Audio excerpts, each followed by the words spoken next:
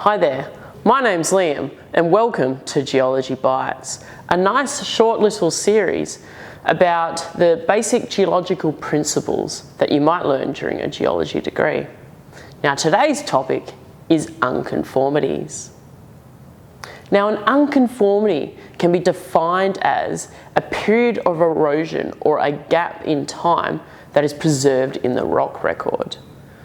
Now there are three main types of unconformity: a nonconformity, a disconformity, and an angular unconformity. So let's first off have a look at the angular unconformities. And to understand this, we're going to use our arms to try and think about this a little bit easier. So an angular unconformity starts off with the deposition of horizontal laminations, or horizontal units. So we're using the law of original horizontality here, as well as the law of superposition. Now as we deposit more material, so we're using our hands and depositing more material on top, we get alternating layers in the sequence. Next, what we have is what we call a tilting event. So our whole area has been completely tilted.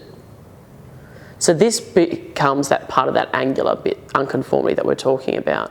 Next, we have what defines the unconformity, the erosional event. So here we're eroding the top off completely flat. So remember, law of original horizontality.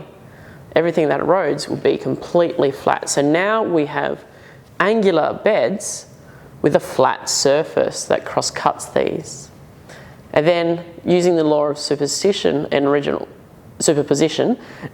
horizontality, we once again start depositing more material on top.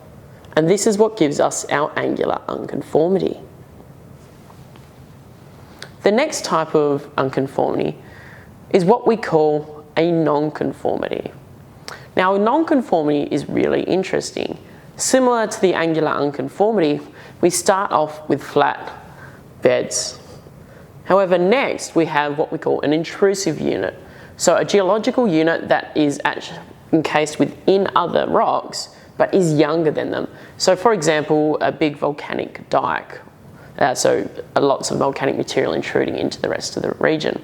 So we have a volcanic dike intruding in, and then we have the erosion of any units that would originally be sitting on top. So now our intrusive unit is exposed at the surface, surrounded by slightly older materials. So if we can represent kind of like that. Our next phase is that we have deposition again. So we're getting deposition on top of this. So we now have an intrusive unit that has younger material on top of it. And so that break between the intrusive unit and the younger material is our nonconformity. Now our third and final type of unconformity is what we call a disconformity. Now disconformity can be really hard to identify looking at rocks and within the geological record. But what it is defined by is, once again, we have the deposition of flat laminar material, beds like that. Next we have the erosional event. So we're ripping this unit out of the way. So now we have just a slightly older unit and we're missing material here, so that's our erosional surface. Next we get more deposition on top of it and it's completely flat.